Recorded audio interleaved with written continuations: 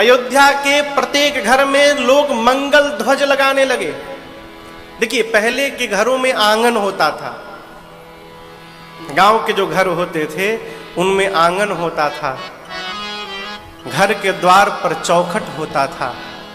लेकिन हम लोगों ने इतना विकास कर लिया माई बाप कि हमारे घर में न आंगन बचा है, न हमारे घर में चौखट बचा है, कोई मतलब ही नहीं रहा।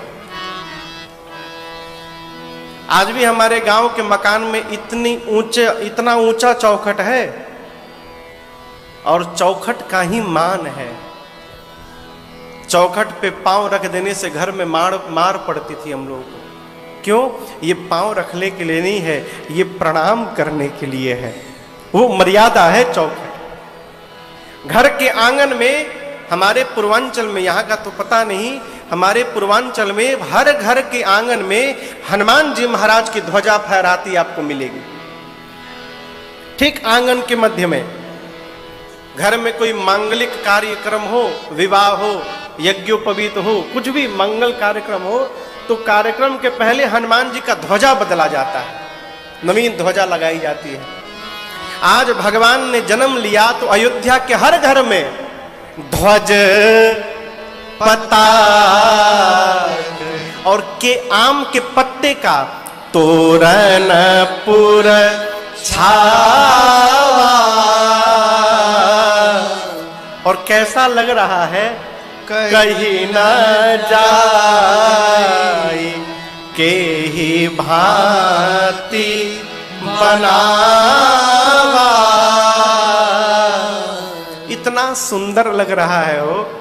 पूज्यपाद गोस्वामी तुलसीदास जी कह रहे कि मेरी कलम उसको लिख नहीं पाएगी, केवल उसका अनुभव किया जा सकता है। देखिए, मैं आपसे निवेदन करूं, जैसा हम देखेंगे ना, वैसा ही हमारे मन का और विचार का निर्माण होगा। मंगल दर्शन करने से हमारे विचार में शुद्धता आएगी, और यदि मंगल दर्शन नहीं करेंगे तो हमारे विचार में विकार का जन्म होगा। महापुरुषों ने, संतों ने, बुजुर्गों ने जो नियम बनाए कि क्या लगाना है, किसके अब घर में उत्सव हो रहा है, यदि उस उत्सव के मध्य में आपके मन में विकार आ गया तो उत्सव कैसे होगा? तो विकार जन्म न ले, इसके लिए उत्सव के पहले श्रृंगार की विधि बनाई गई कि मंगल दर्शन करते रहने से हमारे विचार में श्रेष्ठता बनी रहेगी, और उस श्रेष्ठता से उस व्यवहार में हमको आनंद की अनुभूति होगी। पूरी अयोध्या में ध्वज लगाया गया, पताके लगाए गए। पताका समझते हैं? वो जो अब तो नहीं दिखाई पड़ता, पहले हम लोग जब दीपावली में घर सजाते थे तो कागज का पताका बनाते थे, ट्रायंगल शेप में, त्रिकोण शेप में, लंबा लंबा, और उसको धागे में आटा की लेई बना के हमने किया है, आपने किए हैं। पानी में आटे को घोल के उसकी लेई बना के आप भी किए हैं, धागे में उसको लगाते थे।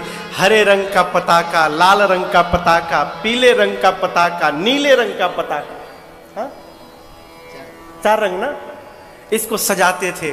फिर उस पताके की लड़ी को पूरे घर में लगाते थे। जो ये चाइना का भुकभुकिया लाइट आया हो, सब समाप्त कर दिया है?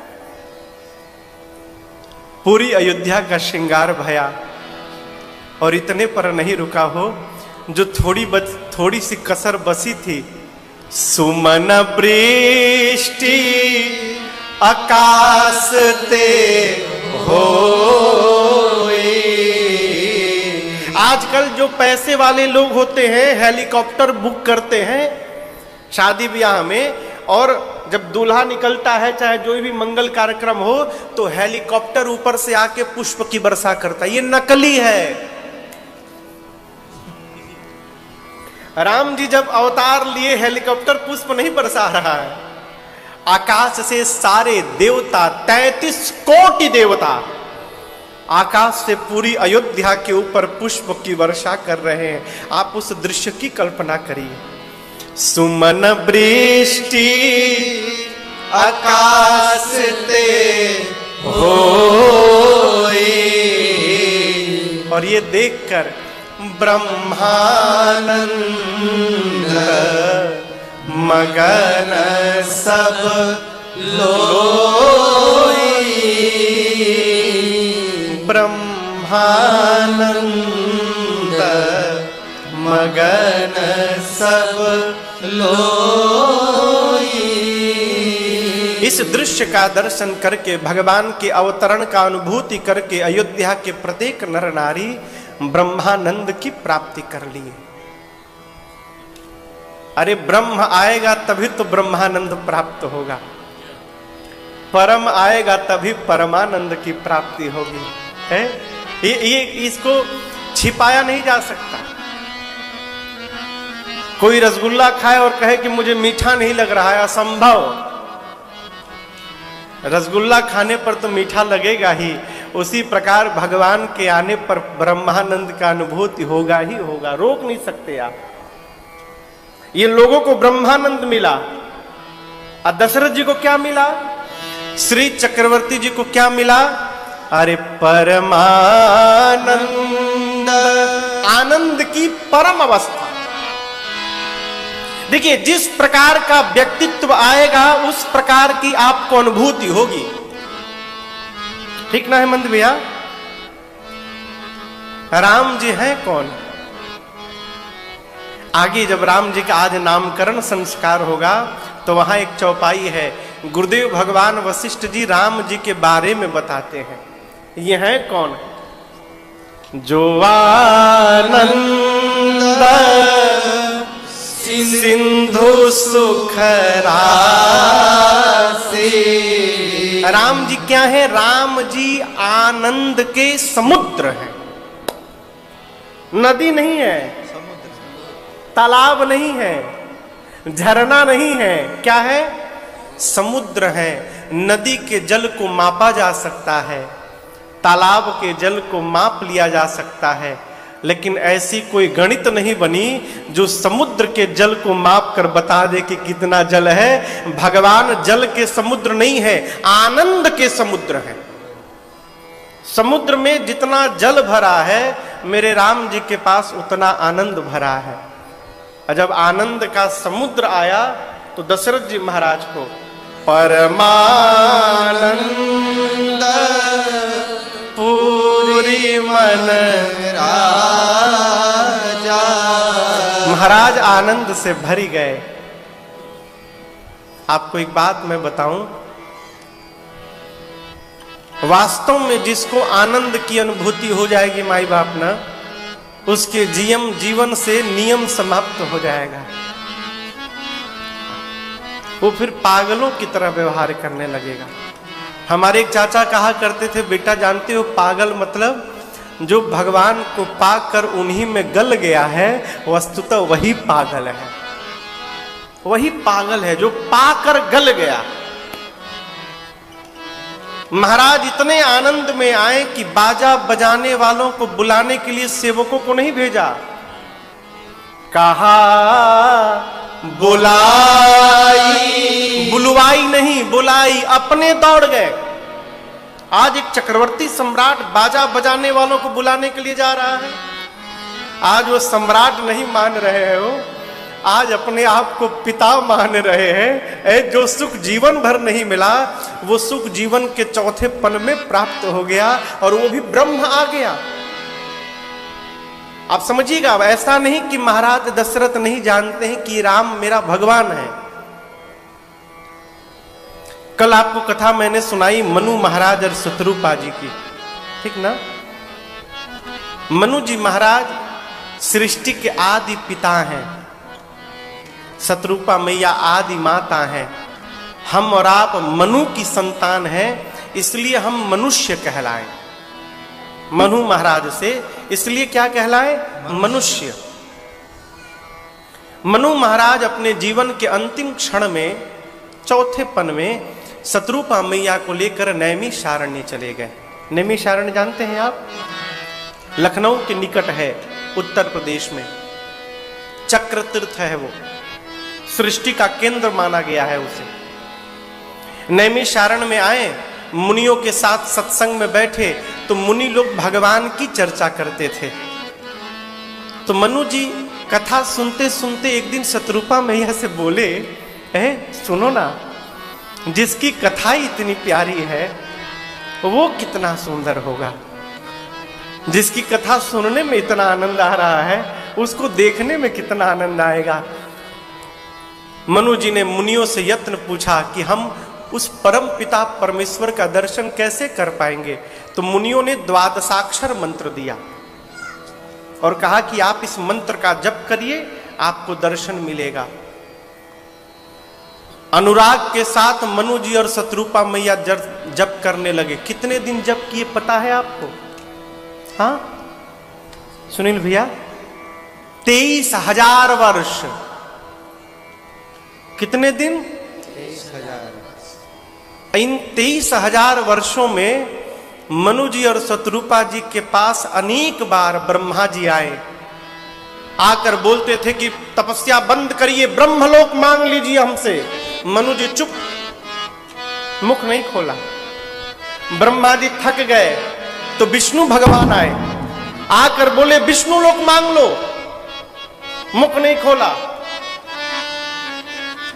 विष्णु जी थक गए तो शंकर भगवान आए, आकर बोले शिव लोक मांग लो, मुख नहीं खोला। यह प्रसंग कहता है कि जीवन में साधक को अपने लक्ष्य के प्रति निष्ठावान होना चाहिए। मार्ग में कई भटकाने वाले लोग आएंगे, लेकिन यदि आप लक्ष्य के प्रति निष्ठावान हैं तो किसी के भी भटकन में आप अटकने वाले नहीं है। 23,000 वर्ष बीत गए माई बाप। शरीर जानते हैं कैसा हुआ था? गोस्वामी जी कहते हैं मनु जी और शत्रुपा मैया का शरीर रिष्ट पुष्ट हो गया केवल आवाज सुन के। ऐसा लगता था मानो अभी अभी घर से आए हो। मनु जी अपना शरीर देखने लगे, शत्रुपा मैया का शरीर देखे, कहने लगे देवी, जिसकी आवाज सुनने से इतना बदलाव हो गया, यदि वो दिखाई पड़ जाएगा तो क्या बदलाव होगा है? लेकिन भगवान नहीं दिखाई पड़े, केवल आवाज सुनाई पड़ी।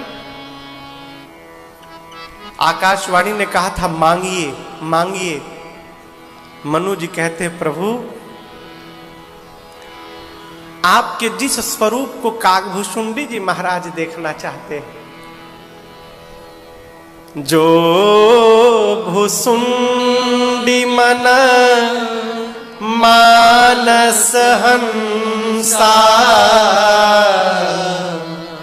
सुगम सगुण अगुण जेहि निगम प्रशंसा,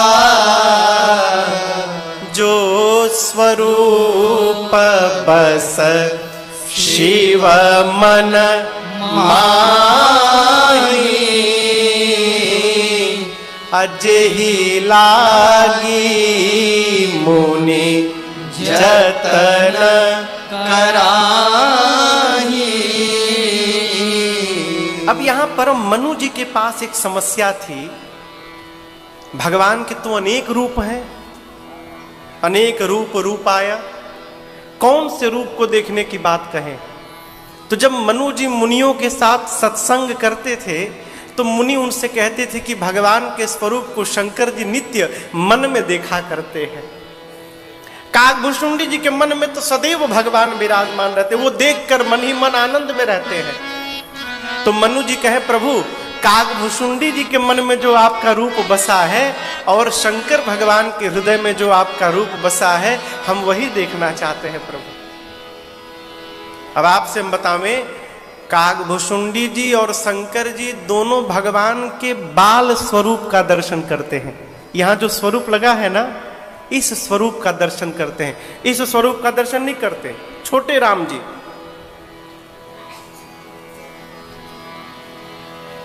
जैसे मनु जी ने कहा प्रभु हम वही रूप देखना चाहते हैं, भगवान प्रकट हो गए। नील शरोरुह नीलमणि है, नील नीरधर श्याम लाजहि तन शोभा निरखे कोटि कोटि सत्कार। बाबा कहते नील सरोरुह, सरोरुह यानी कमल,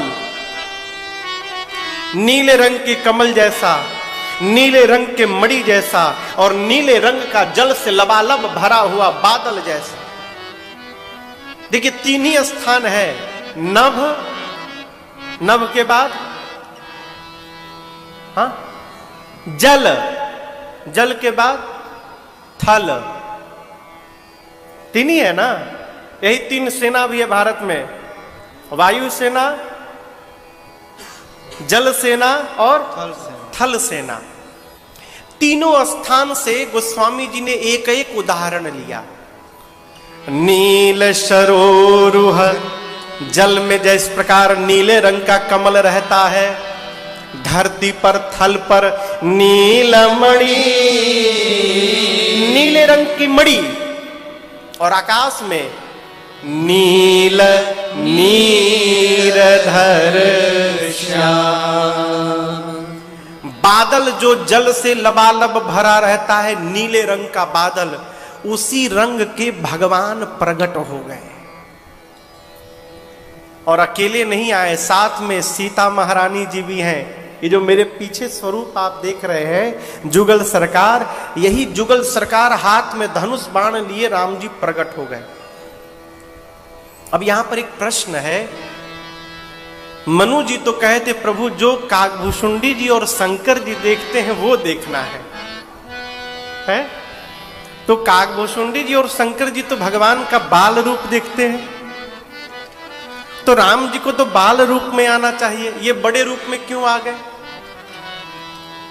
राम जी जानते हैं कि मनु जी को ये तो पता है कि शंकर जी और काकभूषुंडी जी देखते हैं, लेकिन शंकर जी और काकभूषुंडी जी कौन सा देखते हैं ये इनको नहीं पता। मैं जो दिखा दूंगा उसी को मान लेंगे। ये न आने का कारण था, राम जी जानते हैं कि आज मनु जी मेरे से वरदान मांगने वाले हैं।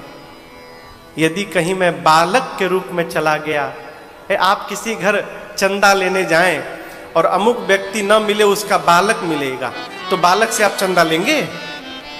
नहीं लेंगे ना, वापस लौट जाएंगे। राम जी सोचे कहीं मैं बालक बन के जाऊं और मुझे बालक जानकर मनु जी को मांगने में संकोच हो जाएगा, तो ये मेरे से वरदान नहीं मांग पाएंगे, और मुझे वरदान देना है, इसलिए भगवान बड़े रूप में प्रकट हुए। और माई बाप, जैसे मेरे राघव जी प्रकट भय ना है, मनु जी हेराई गए, भगवान के रूप में हेराई गए हो, है? आंखें टकटकी लगा के भगवान को देखने लगी।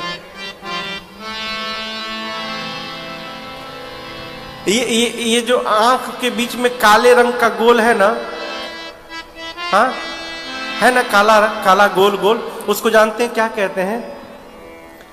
पुतरी कहते हैं। क्या कहते हैं? पुतरी। वही देखती है।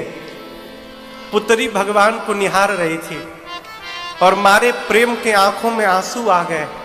आंख में आंसू आ जाए तो धुंधला दिखाई देने लगता है। पुतरिया निहार रही थी हो, तब तक मनु जी की आंख में आंसू आ गए, धुंधला दिखने लगा। पुत्री आंसू से लड़ने लगी। पुतरी कहे मार्ग से हट जा, असुआ कहे पाव पखारन दे। पुत्री कह रही हटो, आंसू कहते केवल तुम ही देखोगी, मुझे प्रभु के चरणों को धोना है, मैं नहीं हटने वाला। पुत्री कहे मार्ग से हट जा, असुआ कहे पाव पखारन पल के कहे मूदिले राघव को, पल के कहे मूदिले राघव को, अखिया कहे और निहारन दे, पल के कहे मूदिले राघव को, अखिया कहे और निहारन दे। है सब लड़ने लगे। मनु महाराज टकटकी लगाकर चितवहि सादर रूप अनुपा, तृप्ति न मानहि मनु सतरूपा। आंखें तृप्त नहीं हो रही हैं। मनु महाराज भगवान को निहारते निहारते उनके चरणों में गिर पड़े।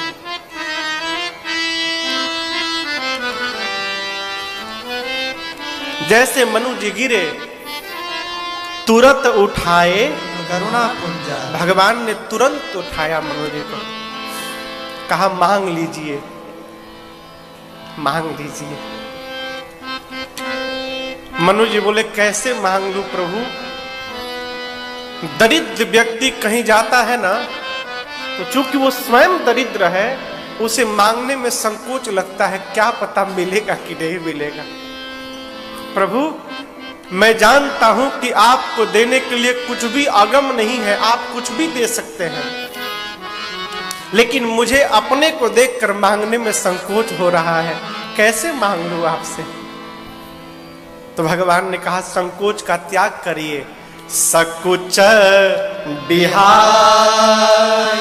आज मांगु नृप मोहि, मोरे नहीं अदेय कछु तो ही। यहां देखिए राम जी ने इशारा कर दिया।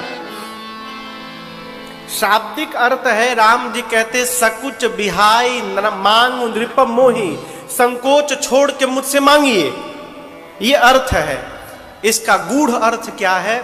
सकुच बिहाई, संकोच छोड़िए, और मांगु नृप मोहि, संकोच छोड़कर आप मुझे ही मांगिए। किसको मांगिए? मुझे ही मांग लीजिए। चतुर व्यक्ति भगवान से सामान नहीं मांगता। वस्तुतः जो भगवान का भक्त होता है माई बाप, वो भगवान से भगवान को ही मांग लेता है, सामान नहीं। प्रभु आप चाहिए। अब भगवान ने तो कह दिया, मनु जी के सामने समस्या है, ठीक है भगवान ने कह दिया मांग लीजिए, लेकिन कैसे मांग लो? ये जगत के पिता हैं। हमारे सुनील भैया के पूज्य पिताजी बैठे हैं। सुनील भैया आप बोल सकते हैं क्या बाबूजी से कि बाबूजी इस बार आप पिता बने थे, मैं बेटा बना था, अगली बार मैं चाहता हूं मैं बाप बनूं, आप बेटा बनिए? बोलेंगे? यही समस्या मनु जी के पास है। वो जगत के पिता को अपना पुत्र बनाना चाहते हैं, कैसे बोल दे? तो उपाय निकाला, कहे प्रभु आपको नहीं चाहता हूं, चाहूं तुम ही समान सुत, प्रभु सन कवन दुरा। प्रभु आपको नहीं चाहता हूं, आपके जैसा पुत्र चाहता हूं, ठीक आपके जैसा हो, कोई हो चलेगा। भगवान देखे बेटा बाप से चतुराई कर रहा है? तो राम जी मुस्कुराए, कहे मनु जी आप मेरा जैसे मांग रहे हैं। अरे आप सरिस मैं खो जाऊं कहां जाई, चलिए वचन देता हूं नृपतव तनया हो मैं आई। आपके मेरे जैसा पुत्र चाहते हैं, मैं अपने जैसा कहां ढूंढने जाऊंगा। वचन दिया आपको, अपने जैसा नहीं, मैं स्वयं आपके घर पुत्र बनकर अवतार लूंगा। मनु जी मैं आपको वचन देता हूं। मनु जी तो यही चाह रहे थे हो। और देखिए भगवान केवल कहते नहीं है,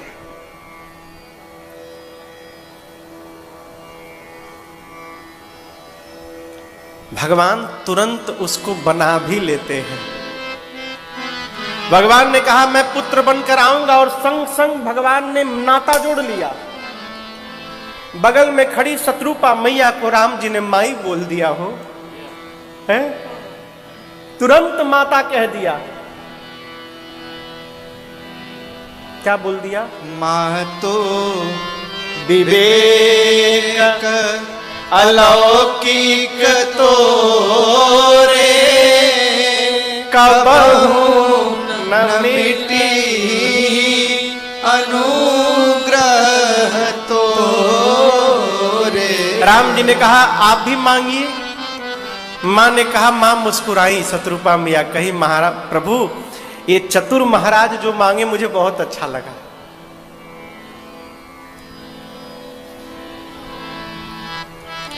जो कछुनाथ चतुर नृप मांगा सो कृपाल मोहि अति प्रिय लगा। वो मुझे बहुत प्रिय लगा।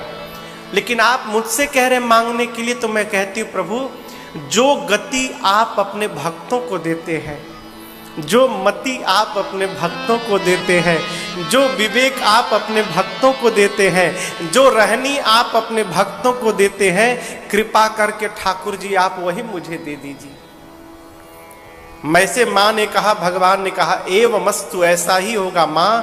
और मैं कहता हूं आपका ये अलौकिक विवेक कभी समाप्त नहीं होगा। घलुआ जानते हैं? घलुआ, घलुआ भोजपुरी शब्द है। घलुआ फ्री वाला। आदमी सब्जी लेने जाता है ना बाजार में, तब मिर्चा धनिया पत्ता घलुआ में ले आता है। एक मुट्ठी तनिक धनिया पत्ता डाल दो उसमें। हाँ अच्छा, हमारी और उसको घलुआ बोलते हैं। जैसे यहां फुल्की को क्या बोलते हैं? पानी पूरी को गोलगप्पा, हमारे कलकत्ता में फुचका बोलते हैं। हाँ, तो जब 50 रुपए का फुचका खा लो, 100 रुपए का खा लो, लेकिन बाद में जब तक एक फ्री वाला नहीं मिलता है ना, तब तक पेट नहीं भरता है। कितनों खाने के बाद देखते नहीं, चना और नींबू डाल के तरह एक देना, नमक डाल के। मनु जी वरदान मांग लिए, शत्रुपा मैया मांग ली, अब मनु जी घलुआ मांगने के लिए तैयार हो गए। कहे प्रभु एक और। प्रभु बोले बोलो। अब सुनिए,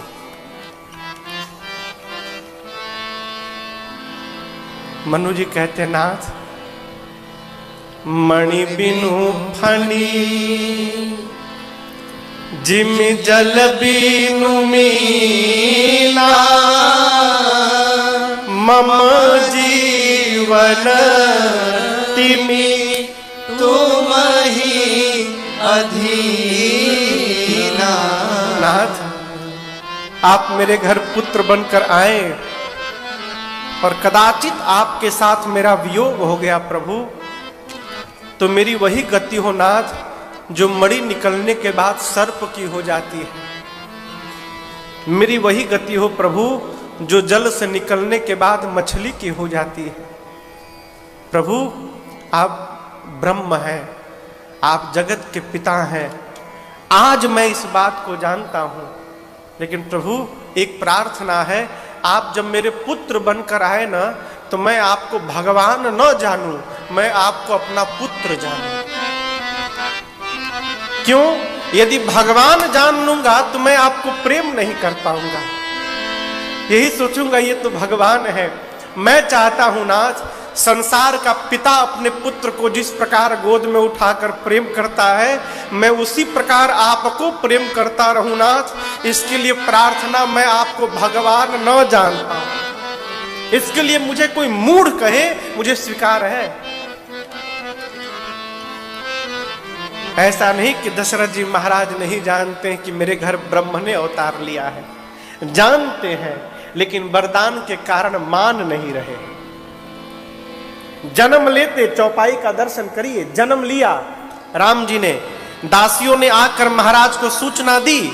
महाराज क्या सोचने लगे, अरे जाकर नाम सुनत शुभ होए, जाकर नाम सुनत शुभ होए, मोरे गृह आवा प्रभु सोए, मोरे गृह आवा प्रभु सोए, मोरे गृह आवा प्रभु सोए, मोरे गृह आवा प्रभु सोए। महाराज जानते हैं कि जिसके नाम को सुनने मात्र से शुभ हो जाता है, वही भगवान मेरे घर अवतार लिए हैं, जानते हैं, लेकिन मान नहीं रहे हैं।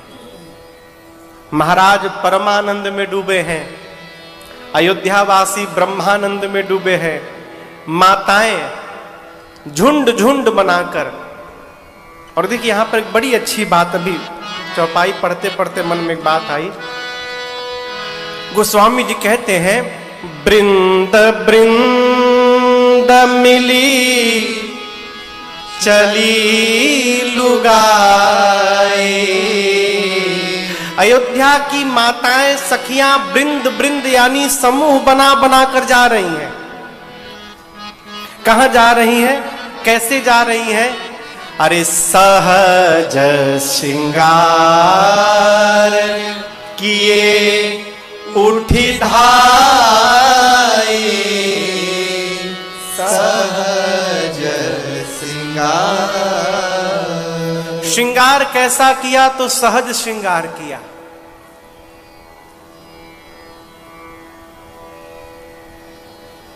वस्तुतः सामान्यतः कहीं जाना है, यदि 11 बजे ट्रेन पकड़ना है तो माताओं को बताया करिए कि 9 बजे ट्रेन है, तो शायद आप पकड़ लेंगे।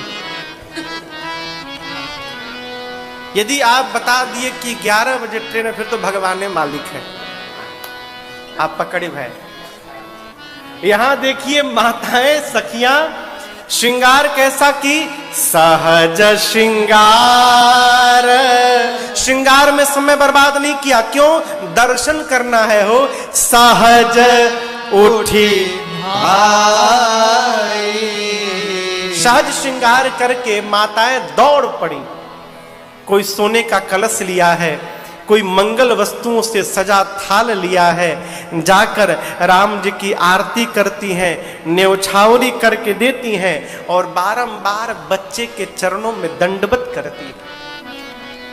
आपसे मेरी प्रार्थना, घर में छोटे बच्चे हो ना, बालक, बालक जानते किसे कहते हैं? नहीं, बालक नहीं है वो, ना इधर कोई बालक नहीं है अभी। हाँ हाँ, वो बालक है। जिसका मुंडन न भया हो, जिसके पेट के बाल न उतरे हो, वो बालक। समझ गए? आजकल तो लोग 3 महीने 4 महीना में लिए छूना छील दिए। ये एक संस्कार है, इसका नाम है चूड़ाकरण संस्कार। 16 संस्कार में से ये भी एक संस्कार है। इसकी भी स्थिति है, अवस्था है, कितने वर्ष पर इस संस्कार को करना चाहिए। हमको याद है हमारे यहाँ 3 साल 4 साल तक मुंडन नहीं होता है, आज भी 3 साल तक, 2.5 साल 3 साल तक लोगों को देखा, आपका 5 साल, हमरो 5 साल के बाद हुआ। हमारे लंबे लंबे बाल थे तो वही यहाँ जैसे सरदार जी लोग यहाँ पे रहते हैं ना, वैसे माई यहाँ पर निकाल के बांध के रुमाल बांध देती थी यहाँ सिर पे। घुंघराले बाल थे मेरे, अब तो खैर भगवान की कृपा है। जिनके पेट के बाल न उतरे हों वो बालक, और बालक भगवान के स्वरूप होते हैं। बालकों से पांव नहीं छुलवाना चाहिए, ये पाप है। बालकों से हो सके तो बालकों के पांव को स्पर्श करके प्रणाम करना चाहिए, वो साक्षात भगवान के स्वरूप बताए गए।